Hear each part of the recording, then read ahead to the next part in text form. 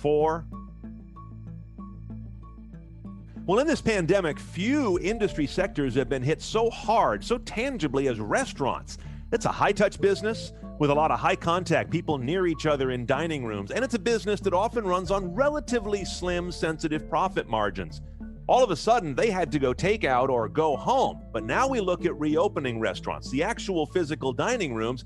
But in many cases, there's discussion of how that will be done to not only make it safe, but to make it seem safe, to go back in to places where we sit down to eat.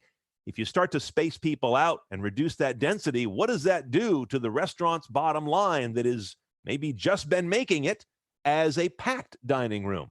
Let's talk about one player that knows how to get this done as we ask, now what? Kurt Garner is the CTO of Chipotle Mexican Grill. We all call it Chipotle, about 2,600 restaurants around the U.S. and a handful of other countries. And Kurt, let me ask you, you've been at Chipotle about 5 years now. You came from Starbucks. You guys dove into digital and technological innovation in the last couple of years, obviously unrelated to the pandemic.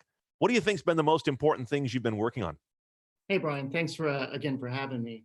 I think Chipotle's mission around providing real food that's delicious, made with sustainable ingredients, really resonates with people today more than ever. And our journey in digital has all been about giving people access to that food. So what are some of the main things you've been doing in the last, let's say the last year, year and a half, that's been the focus of your team?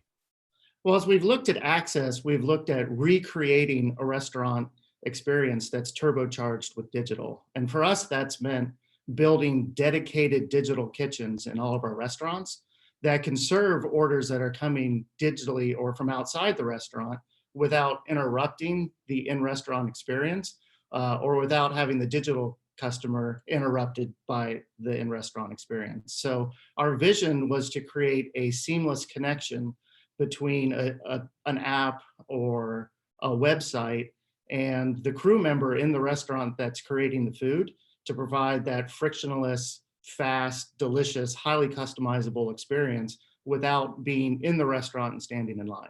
So for someone who hasn't been to a Chipotle or hasn't noticed this, what does this second kitchen look like? Where is it? It looks exactly like the front line in a Chipotle that you might expect to see, where all of the ingredients are freshly prepared and available for a crew member to make an entree. We've created a digital screen system that doesn't use text, but uses images of the food items and the ingredients to help a crew member very quickly and accurately. Point that seeing imagery of the order is faster and easier for that crew member to grok than reading a bunch of lines. Absolutely. It's also more accurate. So these digital kitchens can work very quickly with a high degree of accuracy at a highly customized level. The people in our restaurants in the front lines, when you come in, you can have a discussion and dialogue with the person that's making your order. We thought it was really important to recreate that dialogue and that experience in the digital kitchen. Is there anything that I can do in the restaurant at the front line that I can't or is difficult to do through the digital process in terms of customizing my order? Certainly, if you want to have that conversation where you ask somebody for a little bit less or a little bit more of an item, that's certainly an in-restaurant experience. We also have a lot of menu items that are very gluten-friendly or friendly to people with celiac. And we have customers that come in that ask our crew members to change gloves as they're making their order. Oh, yeah. Yeah, that's something that you want to do in the restaurant instead of within that delivery kitchen, just to make sure we get that absolutely right. Okay, interesting. As we take a look at how this now plays forward into a reopening era that's coming up, you guys had your most recent quarter results. You had an 81% jump in digital orders, if I recall. I mean, that's a huge gain. How much do you think, what are you guys talking about? Share what you can in terms of how much of that is permanent or is going to swing back to an in-restaurant customer. What's your ballpark? Well, we're really excited that many of the customers that have been coming in over the last 6 or 7 weeks through our digital channels are brand new to Chipotle. 60-some% of people enrolling in our rewards program are brand new to Chipotle. So we're seeing a mixture of people coming in and discovering us for the first time and having the time to explore our menu and create something customized, as well as people that are frequent customers of Chipotle, but have never explored digital, that are now adding perhaps different occasions and new occasions. So I think as our restaurant dining rooms reopen, certainly we're going to see some people go back to the in-restaurant dining experience. We do think that they'll probably think of us on the weekends if they'd historically just been a lunch customer at work, as an example. And certainly we're expecting some of those customers that had their first Chipotle experience digitally to also start exploring us within the restaurant. So we don't really look at it as the percentage being the measure of success. For us, it's all about, are we creating awareness and love of what it is we're doing and our purpose? And we're really excited about the role that digital is playing in doing that. So when you guys set up and really doubled down on digital and mobile, again, a couple years ago or so is kind of what I perceived. Did you roll your own in-house, or did you find a lot of the technologies you needed were available out there from various technology vendors? It's both. There are certain things that we've bought, and there's certain things that we've built. Our strategy has been, the closer we are to a consumer experience, the more bespoke and custom we need to be. The further away we are from a consumer experience, the more it makes sense to use something that's commodity technology or readily available. An example I would give you is payment processing. There's not a whole lot of value for Chipotle to write and create our own payment processing software. There's plenty of that available in the marketplace, and it's not a reason why somebody would choose to go or not go to Chipotle. But when it comes to the interaction that you'd have on an app or on our website, that needs to be very unique and very bespoke to our experience. And those are things we've created ourselves. How about that visual representation on the digital make line? Did you guys have to kind of brew that, or was that available on the market? It was a partnership. It wasn't available on the market. There were some commodity technologies that we were able to leverage for that. We had to change it, frankly, and extend it to be able to do the things that we want to do. Some of our partners involved in that are now, using what we helped them create for other brands and experiences, which we think is great. So let's talk about Chipotle lanes. This is your trade name for your drive-up lane. A lot of folks will say, okay, just call it drive-up, guys. But what is it about a Chipotle lane that makes it different than just drive-through? Or is it just a brand name for drive-through? A drive-through has a speaker box, but some place where you queue to order and tend to dwell for a couple of minutes or longer as an order is prepared. Chipotle lanes do not have that. A Chipotle lane is the ability for you to order in advance, either through our website or our app, and drive right up and have your food served directly through the window without any queuing or waiting. Okay, so the interface goes from being the speaker box to being typically mobile, I would imagine.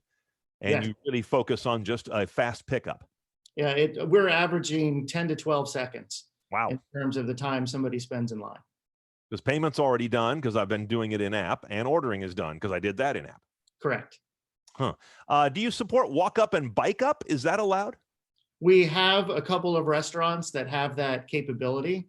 And again, our strategy has all been about giving people the access that they need. And we're continuing to innovate in that space. Our pickup shelves that you mentioned earlier are part of that, where we've provided access for people to just walk in the door and have a quick contactless experience within our restaurants. Certainly bike up, walk up fits within that. So I want to talk about those pickup shelves. If folks, again, if you haven't been to a Chipotle, you place your mobile order, and to pick it up, you just go barely into the dining room. It's usually near the front, and there's a simple rack of shelves, and there's your order bagged with a receipt stapled to it, and your name is in big type, so you can just grab it and go. This, of course, becomes interesting as we go into a reopening and a less confident era among consumers. We were talking to some grocery industry folks yesterday who said, some areas where you might have had a lot of touch at the counter and picked and chosen things, they might end up being behind the counter, or they might be sealed grab and go packages. What are you guys going to do about the pickup shelf, for example? Does that need to move behind the counter for a while, or does it stay up front and self-serve? Yeah, all of our meals today are prepared in sealed containers. So if you get a bowl or a burrito, they're wrapped or they're sealed. And then they're placed in bags that are then sealed and then placed on a shelf. We had the shelving system before the situation that we're in now with the pandemic. Yeah. something extraordinarily popular with our customers. Certainly also help speed up delivery for our delivery aggregators. We expect to continue to have those All shelves right. after the Yeah. pandemic. Um, and we're excited about the speed and access that it's giving us. Okay. So you expect those to stay up front and be available. Yes. Tell me about the honor system. I'm always intrigued by that when I walk up and I see one of those orders sitting on the shelf there. And I think, well, I wonder how many folks just come in and take an order, especially in, busy downtown urban areas where you've got a certain percentage of shall we say, non-conforming characters, or folks that maybe want to upgrade their order and say, hey, wow, this person ordered something really good. Did you have a lot of unauthorized picking off the shelf? We do not. We do staff and monitor the shelves. We have security systems in place as well. It has not been a problem for us. And certainly as we continue to build more and more Chipotlanes, those are places where a customer drives up and identifies themselves for the order. But it hasn't been a problem. Our customers have a lot of honor. It's a good customer to have.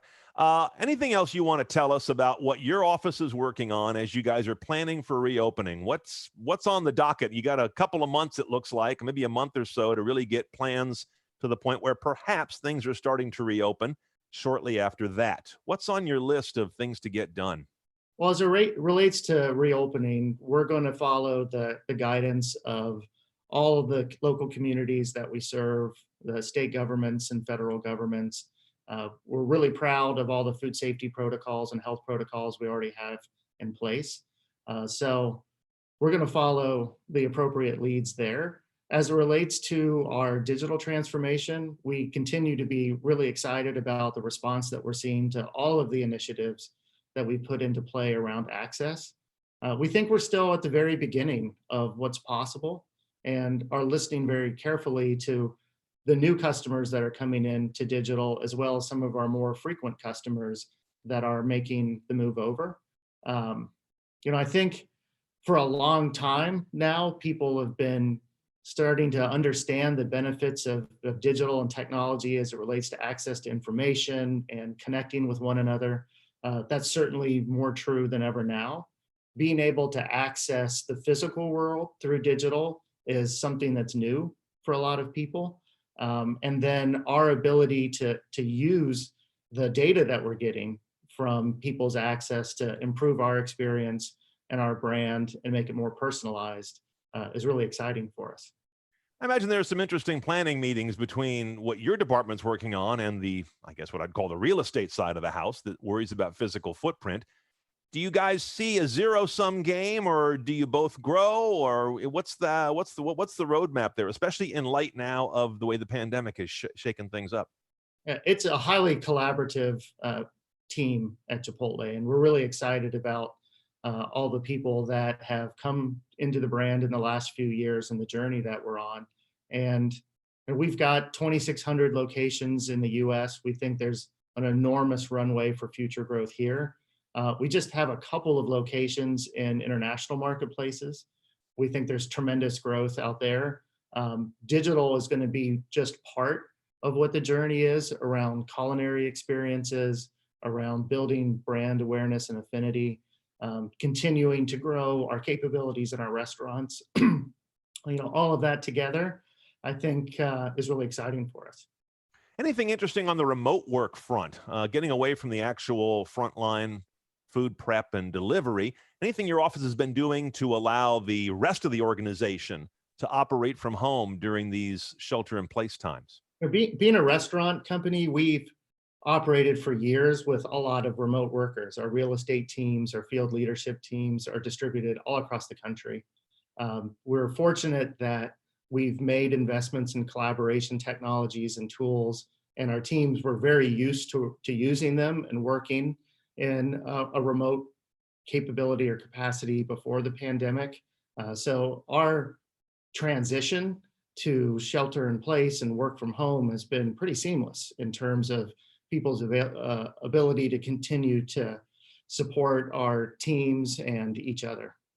I'm always intrigued what everyone's using in their in their office. Can you tell us, what do you guys use for your documents online, for your video conferencing? Like, we're on Zoom right now, and we're a Google Docs and Google Drive house here at CBS. What do you guys use? We're a Microsoft 365 and a Cisco WebEx. Okay. All right, Kurt. Anything else we should know about where you guys are going with technology, and as we get toward the reopening phase in this economy? Well, I think we've covered it. I've really appreciated the chance to share with you. Great. Kurt Garner is CTO of Chipotle Mexican Grill. Good, Kurt. Thanks very much. That was great. Thank you. Appreciate it. Okay, hang tight while we check our media. Yes.